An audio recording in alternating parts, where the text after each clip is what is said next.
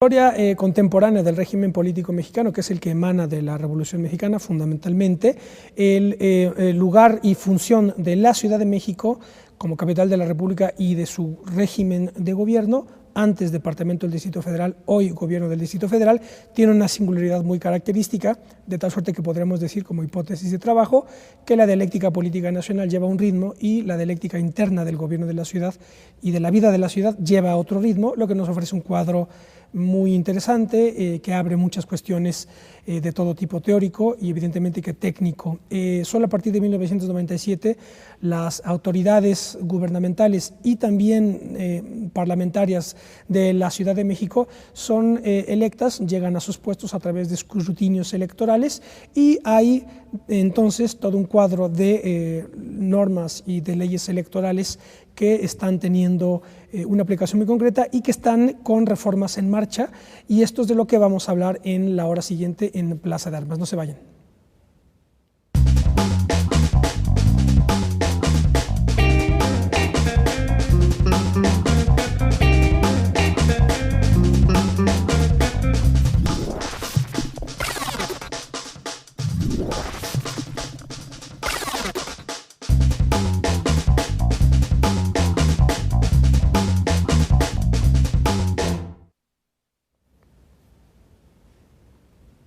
¿Cómo les va? Qué bueno que están en el programa de Plaza de Armas, aquí por Capital 21. Yo soy Ismael Carballo. Les recuerdo nuestra página propia, www.plazadearmas.tv. Pueden vernos también en nuestro canal de YouTube, cuya dirección es Nódulo TV, y pueden enviarnos un correo si así lo desean en la dirección plazadearmasc21@gmail.com. Presento a nuestro invitado, mi querido amigo y colega Rafael Morales, analista político. ¿Qué tal, Rafael? Hola, Ismael. Gracias de nuevo por la invitación. Bueno, pues ya les decía en la introducción, de hecho no habíamos quizá hecho un programa dedicado a estas cuestiones de la Ciudad de México como el centro político, digamos, de la República, pero que no es exclusividad de México. En muchos otros países las capitales tienen un estatus muy singular por razones históricas determinadas.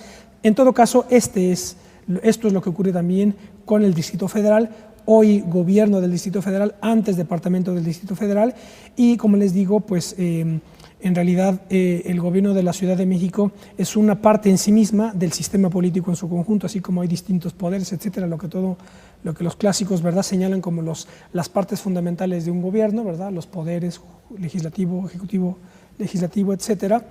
El Gobierno de la Ciudad de México en sí misma, dada la amplitud de su burocracia administrativa, dada la centralidad que tiene como capital de la República, como epicentro político, en fin, todo esto hace que la Ciudad de México sea ya de suyo una plataforma política en el cuadro general de la República.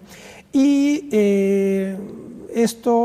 a la luz de esto, podría parecer singular, paradójico si se quiere para algunos, el hecho de que pues las autoridades del gobierno local no solamente a partir de algunos años son sometidos a escrutinio electoral para llegar a sus cargos.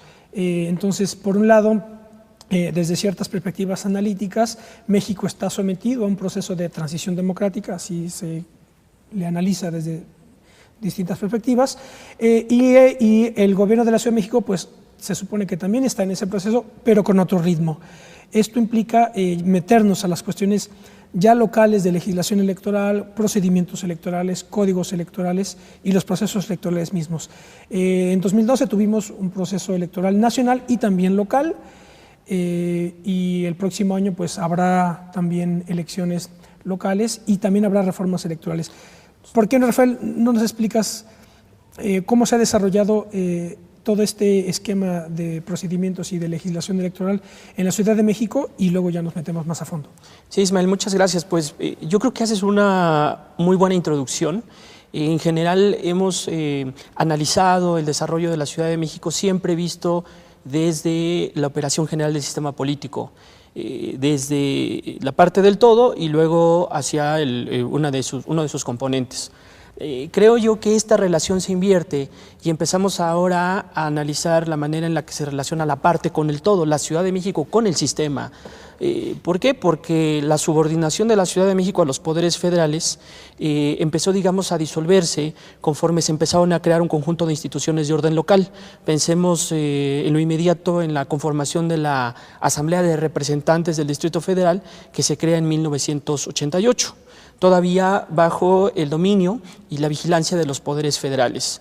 Hasta ese entonces, la Asamblea Legislativa y los órganos de gobierno local pues dependían en buena medida de la voluntad del presidente, pero con la reforma federal nacional de 1996, la Ciudad de México emprende su propio proceso de democratización, emprende su proceso de evolución hacia el cambio político, que es el proceso que nos tiene justamente hasta el día de hoy con un estado actual de la democracia, donde tenemos un régimen de competencia abierto, partidos políticos que pueden competir en diversos ámbitos, con autoridades electorales medianamente estables. En realidad es un proceso que nos ha llevado aproximadamente 12 años y que se ha, digamos, ordenado en función de, desde luego, la Constitución Política Mexicana a partir del artículo 122 fundamentalmente, que es el que reglamenta la vida de la Ciudad de México y la relación con los poderes federales, pero también con la creación del Estatuto General de Gobierno, que sería una suerte de protoconstitución creado en 1994 y desde entonces, la creación de las leyes electorales, de los códigos electorales, a partir fundamentalmente de 1999, con la creación del Código Electoral del Distrito Federal. Entonces, si lo vamos viendo, es Constitución, Estatuto de Gobierno y leyes electorales las que han ido encauzando, digamos, en la forma, a través de las normas, a través de las leyes, la ruta histórica que ha tenido la Ciudad de México para desprenderse, digamos, del centro político y sobre todo de la lógica o de la evolución del propio sistema político mexicano en su versión, digamos, más amplio nacional. Habría que decir que dentro de los estados de la Federación, los 31 estados, más el Distrito Federal, habría que señalar que dentro de ese esquema federal todos los estados tienen una constitución propia. Claro.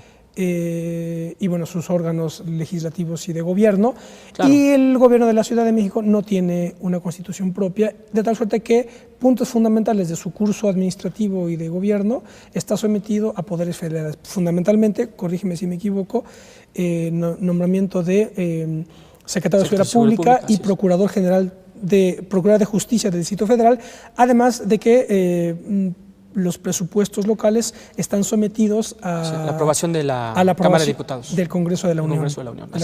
Cosa que no existe con otros estados.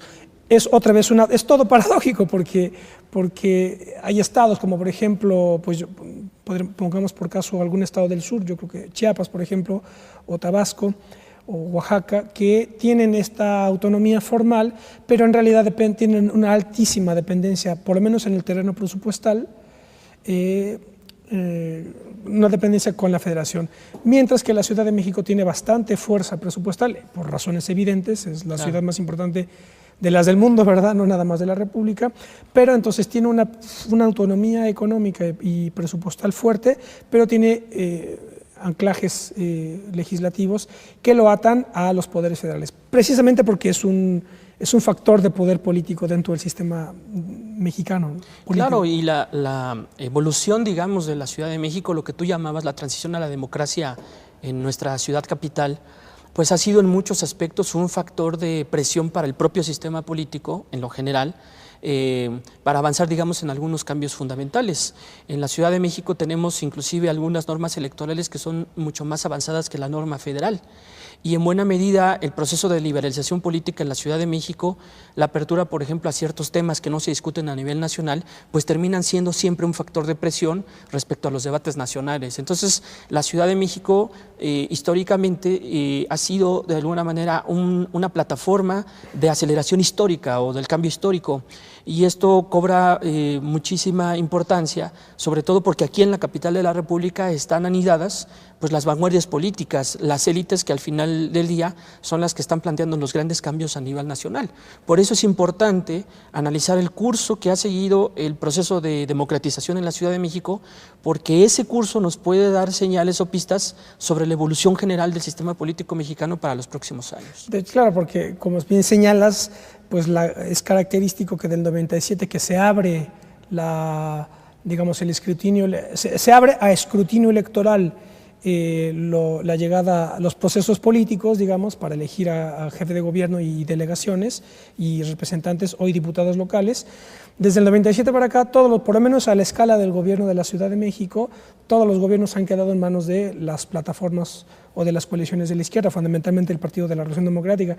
Otro dato más que añade a la singularidad o al excepcionalismo, para nombrar ese título tan gustado de Lipset, ¿no? Sí, de Seymour Martin Lipset, y que por ahí ha sido replicado con mucha menor fortuna por sí, politólogos sí, renegados. La excepcionalidad mexicana. Decepcionados, ¿no? Pero sí, tienes razón, la Ciudad de México goza de un estatus jurídico excepcional, goza de unas condiciones materiales también excepcionales, como lo mencionabas.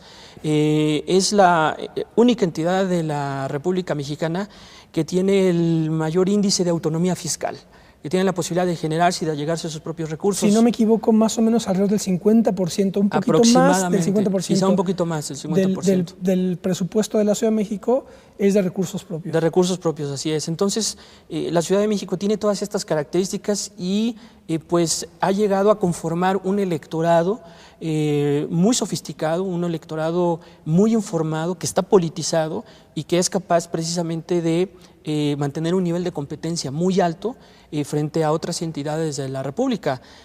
Con todo, y aunque no lo parezca, la competencia, por ejemplo, por las delegaciones, por las diputaciones locales, las elecciones por la jefatura de gobierno, son elecciones al final del día reñidas. En la Ciudad de México se vive una competencia multipartidista que se extraña, por ejemplo, en cualquier otra entidad fuera de la Ciudad de México. Pensemos Guanajuato, pensemos, por ejemplo, Chiapas, tal vez, estados donde solamente compiten dos organizaciones, y en cambio en la Ciudad de México hay condiciones muy buenas para que haya una competencia política, digamos, integral, y donde hayan condiciones para que el poder político esté en disputa real cada 6 años. Ahora, entonces, en función de este cuadro, pues hay varias posiciones, dos de las cuales serían, que yo las he escuchado, dada esta excepcionalidad en los hechos, digámoslo así, y jurídico formal del gobierno del Distrito Federal, hay quienes dicen que habría que homologar ese estatus de la Ciudad de México al resto de los estados de la Federación. Pero he escuchado argumentos que sostienen que no, que la Ciudad de México tendría que mantener su excepcionalidad. ¿Tú qué dirías a ese respecto? ¿Se tendría que mantener cierta excepcionalidad con algunos ajustes? ¿Habría que incorporar a la Ciudad de México o a su gobierno al formato homologado del resto de los estados o no? Bueno, en realidad esto yo creo que no se debería ver como un asunto de preferencias, porque lo que se advierte es que hay varias tendencias históricas que están atravesando el desarrollo de la propia ciudad. La primera de ellas es la apertura política. La tendencia a la democratización en la ciudad es una tendencia histórica. Yo podría decir que era inevitable que esto sucediera, que se abriera la Ciudad de México al pluralismo político, a la competencia, y que al final fuera en esta ciudad donde la izquierda se anidara por ser la organización política que tiene, digamos, las opciones políticas de vanguardia, digamos, frente a las otras ofertas políticas. Pero la otra tendencia histórica es justamente la que tú mencionas. La Ciudad de México tendencialmente tendrá que adoptar una constitución propia y tendrá que adoptar un proceso político que sea enteramente similar al de las otras entidades del país. En términos jurídicos no hay ningún problema, no hay, digamos, ninguna contradicción entre la convivencia de los poderes federales con un gobierno local que tenga su propia constitución. Esto sucede en otras capitales y no viene al caso, digamos, hacer el análisis pormenorizado. Lo cierto es que esta es una gran tendencia histórica y la razón por la cual no hemos podido avanzar más en este tema es precisamente porque algunas fuerzas políticas que han quedado en desventaja en la competencia en la Ciudad de México creen que si se le dan estas condiciones a la ciudad, pues la izquierda podría, digamos, permanecer en el poder por mucho tiempo más. Desde luego, esta es una posición poco afortunada porque de cualquier forma, en algún punto del tiempo, la Ciudad de México tendrá que someterse a un proceso de alternancia. Y esto será muy saludable. Y cuando llegue ese momento, para los que lleguen al gobierno, podrán beneficiarse con una constitución y unas instituciones locales que también podrán echar a andar para sus propósitos políticos. Sí, porque también se da una paradoja, otra más, para explicar, ¿verdad?, la excepcionalidad de la Ciudad de México, que es la siguiente. Lo que se observa, por lo menos desde 88, como dices, que se crea la Asamblea de Representantes y que a partir de 1988 pues, es un poco el punto de inflexión en la dialéctica política nacional por cuanto a las transformaciones políticas, etc. De 1988 a 2012, en todos los procesos electorales, la izquierda no ha podido llegar al poder. En algunos de una manera bastante, no sé cómo decirlo, ilegítima, cuestionada, etc. Quizá 1988, en 94 no hubo ninguna duda de que ganó Zedillo, sí, en 2000 tampoco, no hubo ninguna duda de que ganó Fox. En 2006 yo creo que fue la más dura, donde hubo más tensión y el régimen entró en crisis, digamos, casi que orgánica quizá no, pero crisis severa, ¿verdad? Y 2002, en fin, estamos en esas. Pero en lo que se ve desde el 88 para acá es que la izquierda pues nomás no puede llegar al poder, hágase hecho como se haga hecho eso, ¿verdad? Pero entonces tenemos que a escala nacional pues la izquierda no llega a la presidencia de la República, pero a escala de la Ciudad de México la izquierda se consolida porque en la elección pasada el jefe de gobierno electo, el doctor Miguel Ángel Mancera, llega con el mayor margen de votos en la historia de las elecciones de la Ciudad de México. Entonces hay otra vez dos tendencias que están consolidándose. Se consolida a escala nacional, que la izquierda nomás no llega, pero se consolida a escala local, que la izquierda es la fuerza fundamental de la Ciudad de México. Déjame utilizar una frase que me parece que dijo Trotsky: lo que vemos es un desarrollo desigual y combinado, ¿no? Un desarrollo, digamos, en distintas velocidades, a escala local y nacional, pero también un desarrollo combinado en términos de la serie de decisiones que comparten ambos niveles de gobierno. En buena medida, el avance que tenemos de la apertura política en la Ciudad de México se debe precisamente a esa serie de decisiones compartidas con el gobierno federal. Si la Ciudad de México se encuentra en una situación donde no alcanza a despegar del todo respecto a ciertos temas como quizá coordinación metropolitana, seguridad pública o inversiones, empleo, etcétera, esto se debe fundamentalmente al pobre desarrollo también del orden federal, a las decisiones que ha tomado el gobierno, la presidencia de la República en las últimas 3 décadas. Entonces, esto en un federalismo pues termina afectando a las unidades constitutivas. Toda decisión nacional pues tiene efectos que tienen que absorberse, digamos, en el orden territorial, y la Ciudad de México me parece que ha estado sujeta precisamente a estos vaivenes. ¿Qué hubiera pasado, por ejemplo, si la izquierda llega al poder en 2006 o en 2012? Pues hubiera podido haber una sincronización interesante entre dos tiempos, digamos, dos tendencias históricas, y se podría, digamos, romper con el esquema de desarrollo desigual y combinado. En este caso podría haber un desarrollo paralelo, un desarrollo igual y un desarrollo combinado. Pero esta sincronización no se ha podido dar por lo que tú mencionas, Ismael, porque la izquierda a nivel federal no ha podido llegar al poder, a pesar de que en la Ciudad de México ha podido conseguir el gobierno mantenerse en y sobre todo pues echar a andar sus programas, sus políticas de gobierno, que son las que al final de cuentas se han convertido como en la principal oferta para el electorado capitalino. Y es que esto tiene que ver precisamente con el origen del régimen político tal como se diseña, o no se dice, se resulta de la Revolución Mexicana, que fue precisamente cuando con la presidencia de Álvaro Obregón se somete al gobierno de la Ciudad de México y desde entonces queda subordinado el gobierno de la Ciudad de México al presidente, a la figura presidencial. Porque ahora que mencionas esto de el hipotético triunfo o el eventual triunfo que hubiera tenido López Obrador en 2006, por ejemplo, pues digamos, desde un punto de vista estratégico, un gobierno en alianza con el gobierno de la ciudad hubiera tenido una potencia y una perdurabilidad tremenda, ¿no? Yo creo que por eso precisamente es tan problemático permitir que se dé. Claro, ahora hay personas que sostienen que el triunfo de la izquierda en la Ciudad de México se debe a ciertos dispositivos institucionales, como la cláusula de gobernabilidad o a las fórmulas de proporcionalidad que algunos creen que se han utilizado de manera incorrecta. Lo cierto es que la izquierda en la Ciudad de México, como yo mencionaba hace un rato, ha contribuido a formar al electorado capitalino, a informar políticamente a los votantes que viven en esta ciudad, y ha habido un entendimiento muy interesante entre esta oferta de gobierno y las necesidades o los intereses de este electorado, que para el día de hoy está perfectamente bien asentado en la ciudad. Es decir, ha habido una sincronía entre los intereses de la élite y las necesidades de la población. Y eso en buena medida eso es lo que ha mantenido, digamos, ¿De la a la élite te refieres de la clase política? Sí, de la clase política, la izquierda, digamos, Sí. capitalina. Esta vinculación entre clase dirigente y gobernados, creo yo que no se repite en otras entidades de la República. Y hay que decirlo, el sistema electoral de la Ciudad de México no ha sido, en estricto sentido, el dispositivo que ha permitido que la élite gobernante se mantenga en el poder, porque las leyes electorales en la Ciudad de México han seguido también un curso democratizador.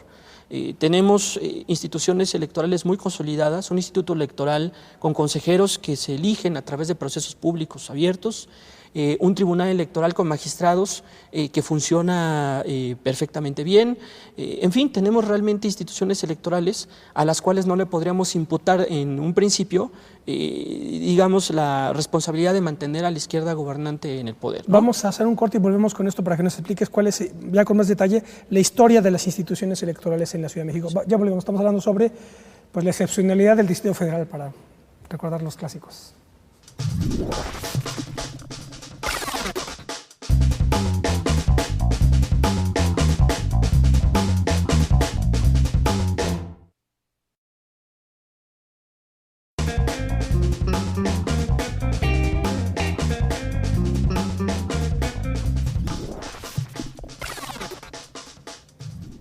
Ya estamos de vuelta, esto es Plaza de Armas, estamos conversando con Rafael Morales, analista político, sobre la singularidad de la Ciudad de México como capital de la República y de su régimen interno como gobierno del Distrito Federal y Asamblea Legislativa del Distrito Federal dentro del cuadro general de las instituciones de la República, pues señalando pues, toda una serie de paradojas, ¿verdad?, de contradicciones al parecer, que nos señalan precisamente cómo hay quizá dos planos, dos ritmos, dos pistas en la dialéctica política nacional y la dialéctica política de la Ciudad de México. ¿Por qué no nos explica, Rafael, un poco más o menos la historia de estas instituciones del Instituto Electoral del DF, cómo se ha consolidado y un poco cuáles son las reformas que están por venir, si es que hay algunas, y más o menos cuál es el escenario para 2013? Sí, la historia, digamos, de la democracia en la Ciudad de México se puede resumir respecto a los últimos 10 años, o un poco más, quizá 12 años. Tendríamos que comenzar precisamente con la creación del Estatuto de Gobierno de la Ciudad de México, creado en 1994, que es precisamente el que da pie a la formación de las instituciones políticas en la ciudad, conforme a la división de poderes, la manera en la que se replican los órdenes de gobierno federal en escala local, en la medida en que vivimos en un régimen de orden federal. Bueno, ¿dónde empieza la historia electoral de la Ciudad de México? Comienza con la creación, como decía hace un momento, de su primer código electoral.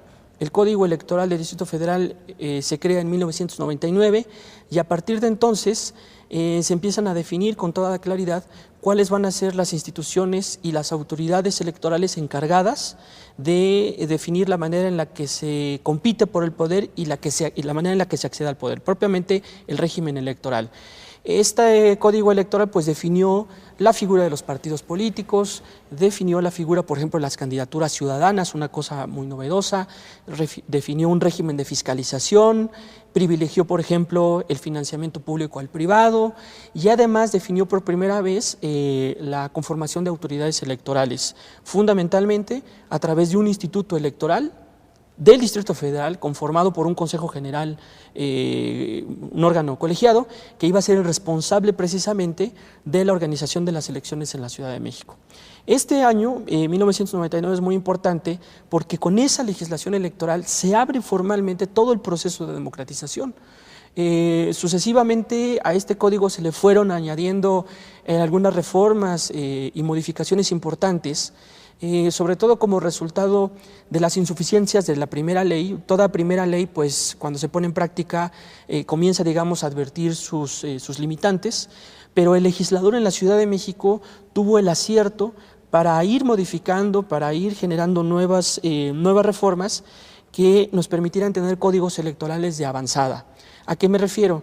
Después de 1999, incluso ese mismo año, en 2003, en 2005, en 2008 y todavía en 2010 se hicieron reformas a este código con las cuales pues tenemos ya todo un complejo institucional muy especializado, donde tenemos árbitros electorales que ya tienen una experiencia acumulada de prácticamente una década, donde tenemos tribunales electorales donde todos los ciudadanos a la hora de ir a votar pues pueden demandar la tutela de sus derechos político-electorales. Es lo que yo te comentaba hace un momento. La Ciudad de México tiene un modelo electoral muy bien asentado, que permite precisamente que cada 6 años pues no existan conflictos postelectorales como los vemos a nivel nacional, por ejemplo. Entonces, ¿qué es lo que nos dicen estas reformas electorales a lo largo de los últimos 10 años? Pues que hemos llegado a consolidar un sistema electoral y de partidos donde se ha privilegiado la competencia y donde se ha privilegiado fundamentalmente el acceso al poder vía las elecciones democráticas. ¿Hay reformas en puerta? Desde luego, hay una reforma que se tendrá que procesar el próximo año o en los próximos meses como resultado de la última reforma electoral federal que incorpora, por ejemplo, en la Constitución la figura de las candidaturas ciudadanas. Entonces, a eso me refería yo hace un momento con el desarrollo combinado. Cuando la Constitución o las leyes electorales a nivel federal son transformadas, los estados, a través del 116 o del 122 para la Ciudad de México, tienen que adoptar esos cambios que se realizan a nivel federal. Entonces, la Constitución mandata a los estados a incorporar en sus legislaciones mecanismos, como decía hace un momento, de transparencia, de fiscalización, de autoridades electorales íntegras. Y ahora, en este caso, con la última reforma electoral, todas las legislaciones electorales locales tendrán que adoptar los criterios de candidaturas ciudadanas, que es un asunto bastante complicado. La Ciudad de México tendrá que entrar en esta discusión el próximo año, entre otros tantos temas. Hay dos cuestiones que te las voy a plantear para ver qué te sugiere. Nos has explicado ya cómo está el diseño institucional, jurídico, formal de este proceso, pero viendo las cosas desde un punto de vista social, ¿verdad? Así para entendernos, y político, te planteo dos cosas.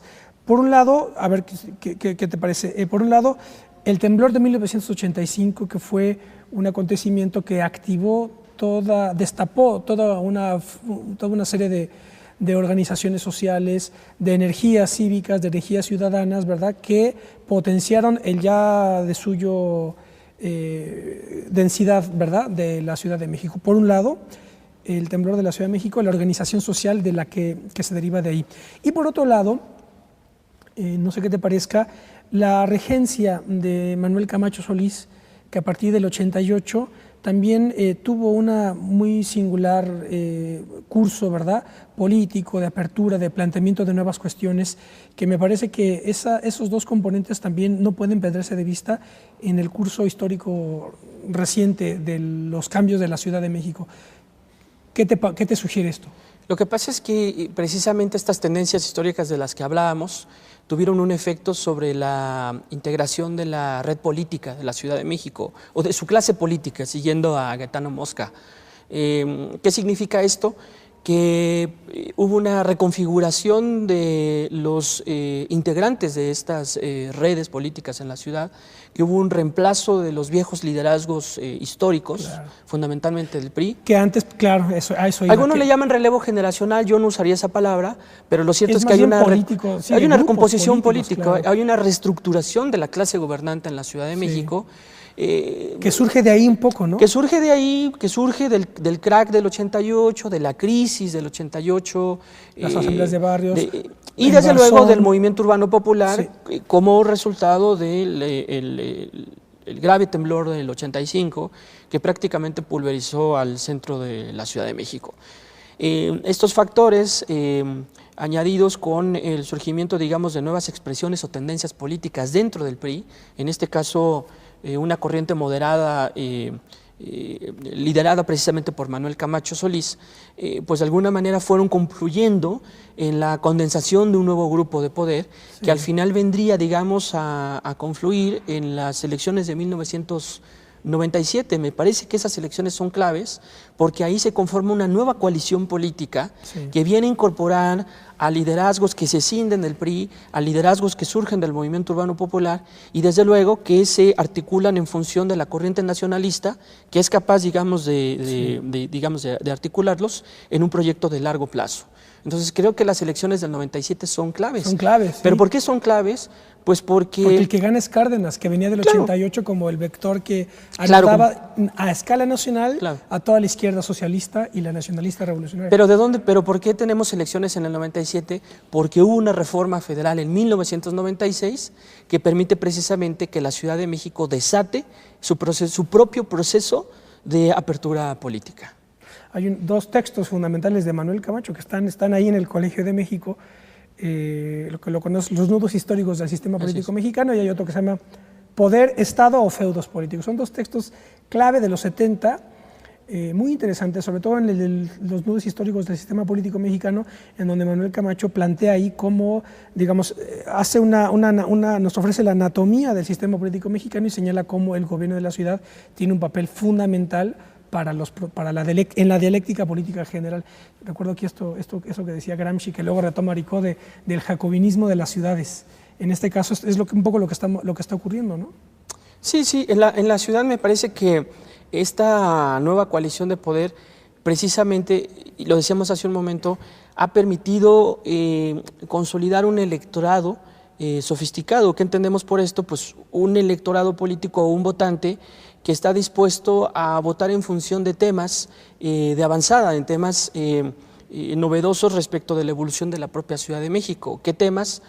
Pues los temas de la apertura política justamente, los temas relativos, por ejemplo, a nuevas formas de convivencia social. Es decir, hay una nueva oferta política en la Ciudad de México que no se puede reconocer en otras entidades del país, precisamente porque en esta ciudad se terminó por anidar una coalición de gobierno que ha sido estable, que ha sido duradera, pero sobre todo que ha mantenido una oferta política que ha sido consistente con los grandes cambios inclusive que se ven a nivel mundial.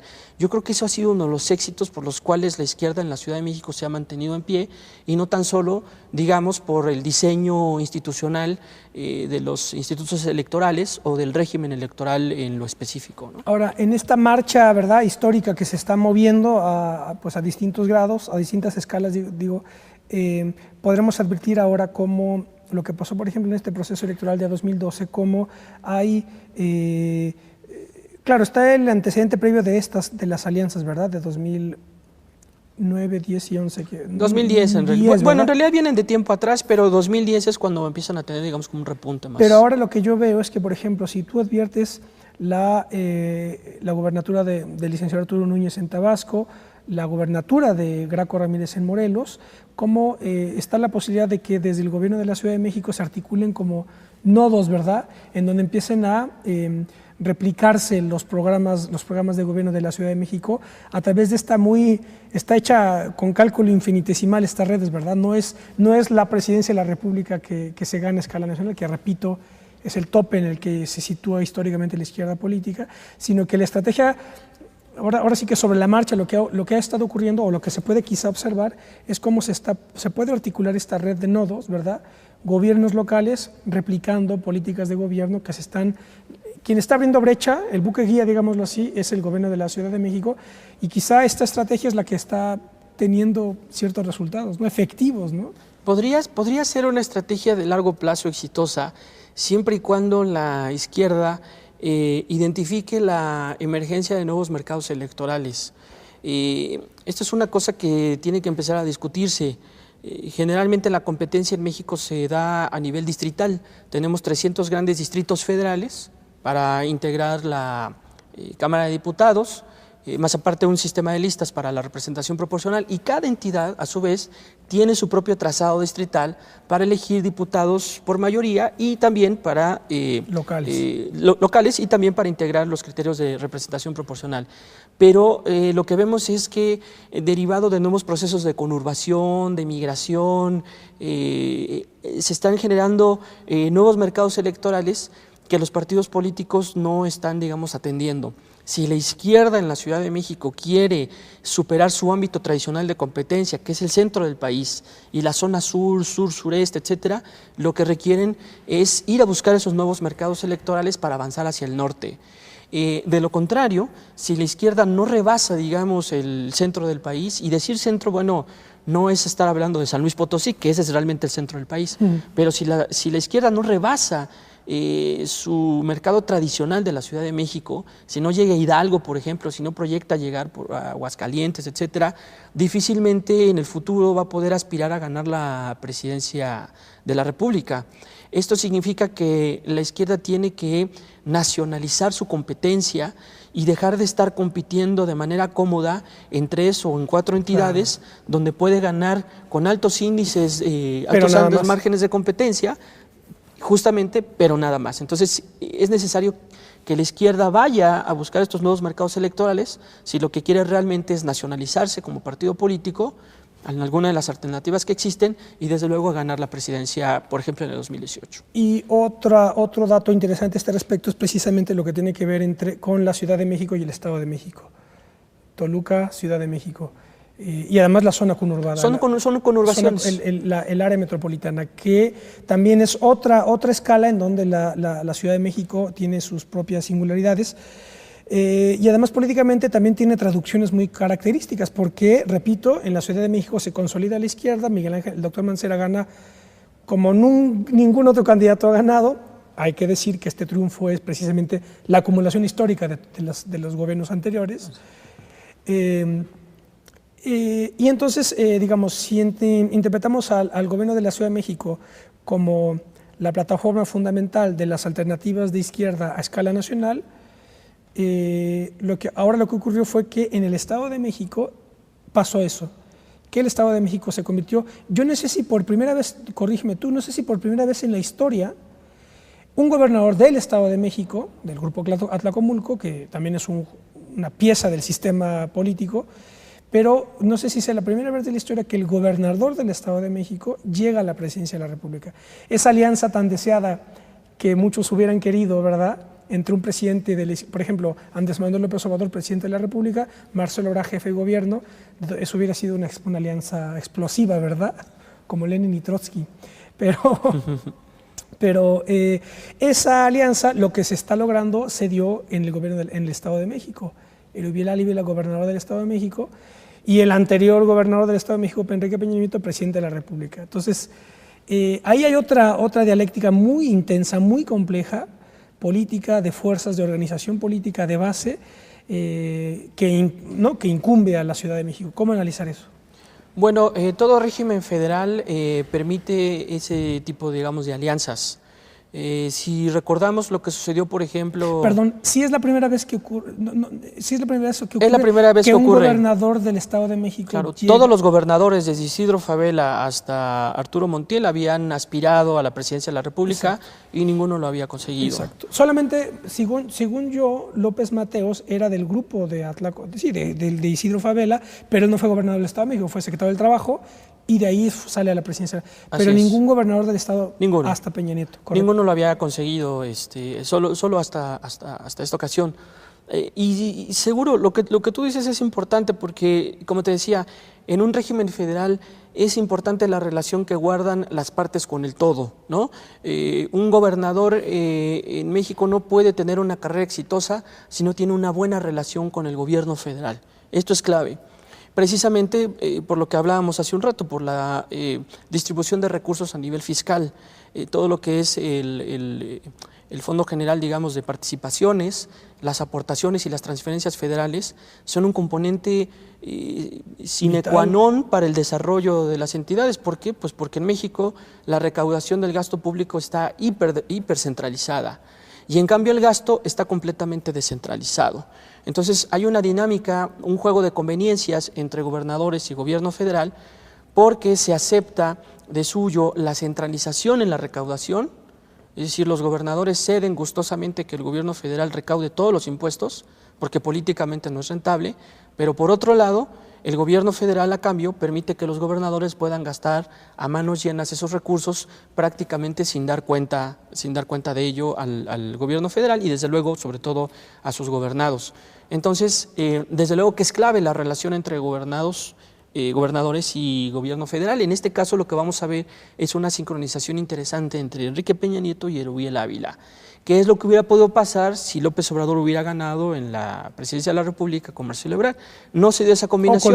O con el doctor Mancera, digamos, ¿no? O con el doctor Mancera, claro, en este caso con el doctor Mancera, con el ya jefe electo.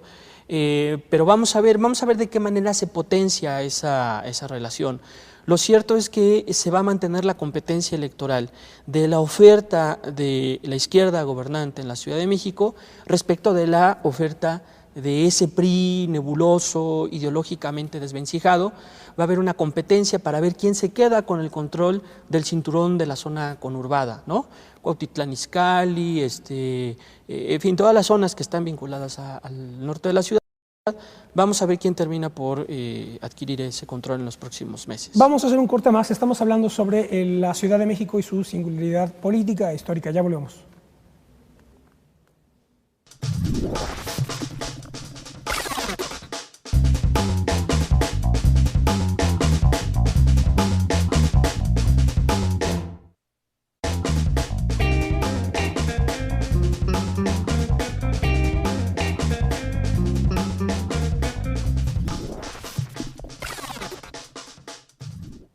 Ya estamos de vuelta, estamos hablando con Rafael Morales, analista político, sobre el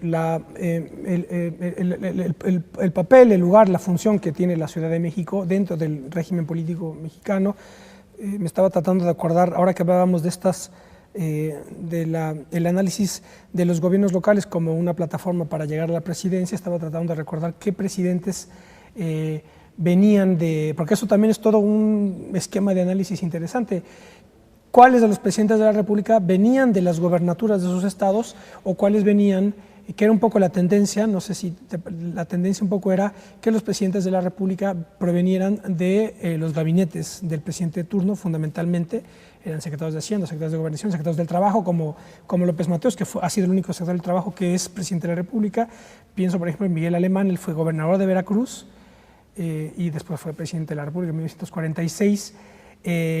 En fin, ahora vemos pues a Enrique Peña Nieto, que es exgobernador y llega a la presidencia de la República.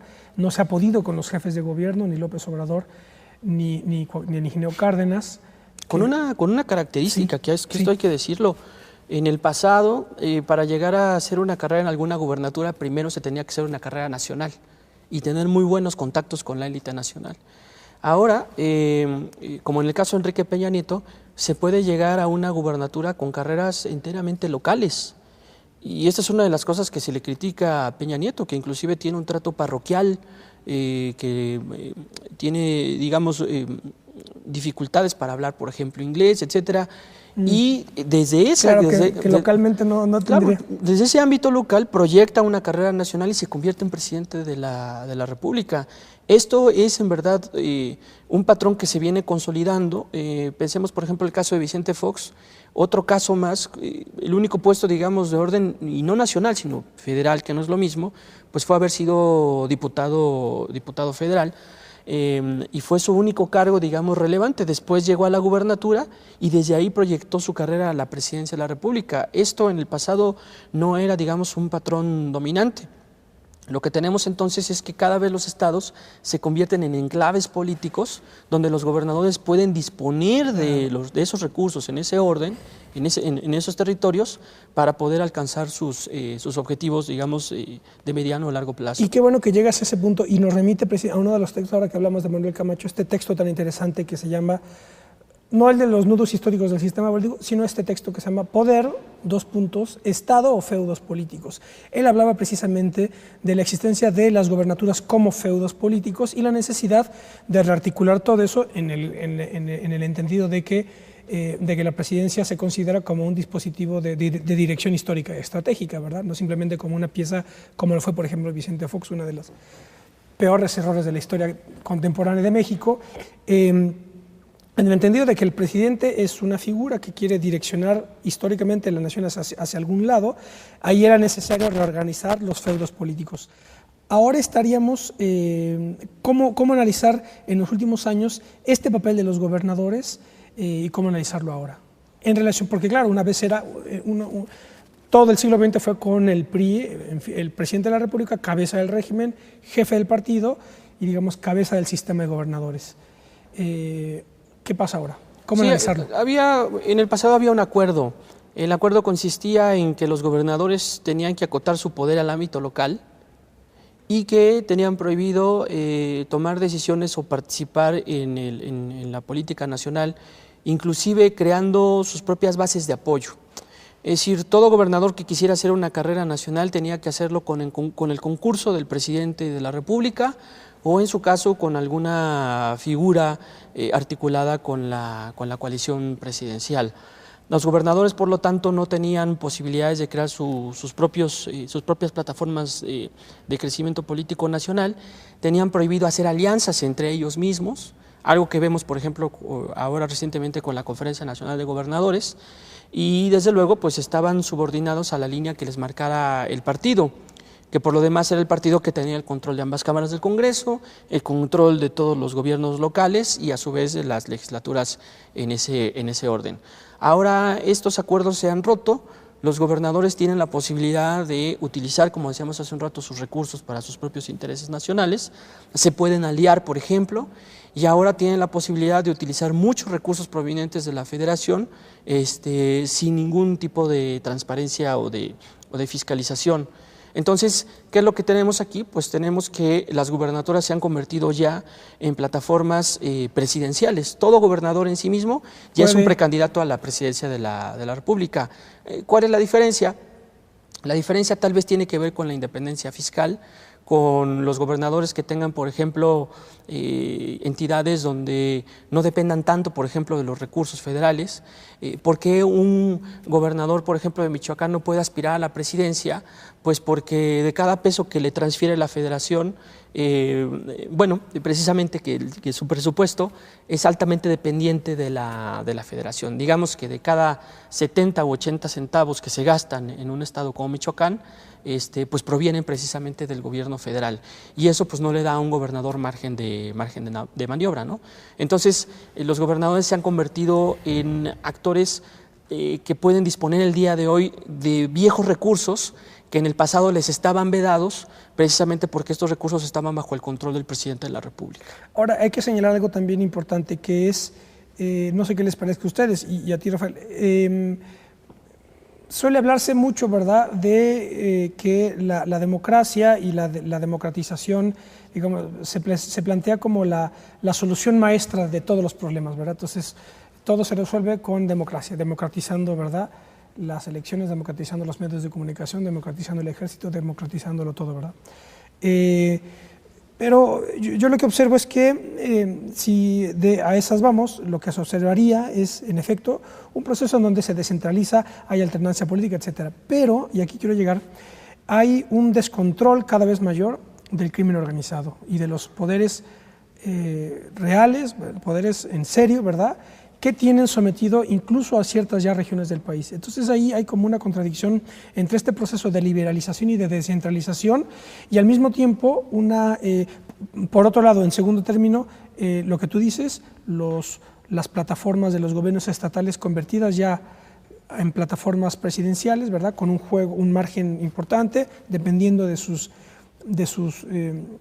las cuestiones presupuestales, pero también una cada vez mayor fuerza de los grupos criminales que también están sometiendo a los gobiernos locales a un grado de presión bastante dramática, al grado de que no sé si este año o el anterior, el candidato del PRI al gobierno de Tamaulipas fue asesinado, muy seguramente por el crimen organizado.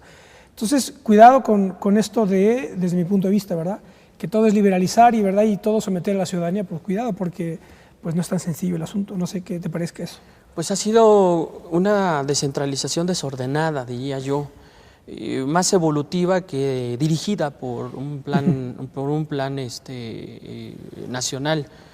Y esto tiene como consecuencia que los gobernadores se tengan que hacer cargo, digamos cada vez con más fuerza, de problemas para los cuales ellos no están preparados.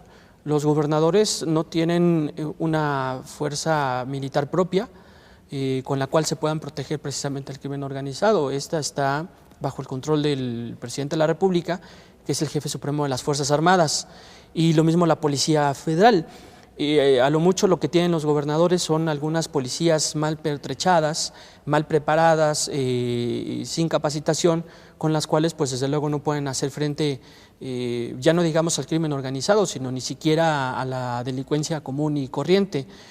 Pero esto, que en realidad daría pie para otro tema, nos debiera de llevar a pensar también el efecto de esa descentralización que se ha dado de manera evolutiva, porque los propios gobernadores no han aprovechado este proceso de reconducción política en sus territorios para tener un activismo más fuerte, digamos, a nivel nacional. Por ejemplo, los gobernadores han consentido que sea el gobierno federal el que emprenda las grandes reformas electorales. Prácticamente desde 1977 a la fecha, o inclusive antes, desde la primera reforma centralizadora del 46, los gobernadores han sido actores políticos que nunca han participado en el diseño de las instituciones electorales. Son los grandes perdedores de las reformas electorales en México, tanto en el viejo régimen como en el proceso de democratización.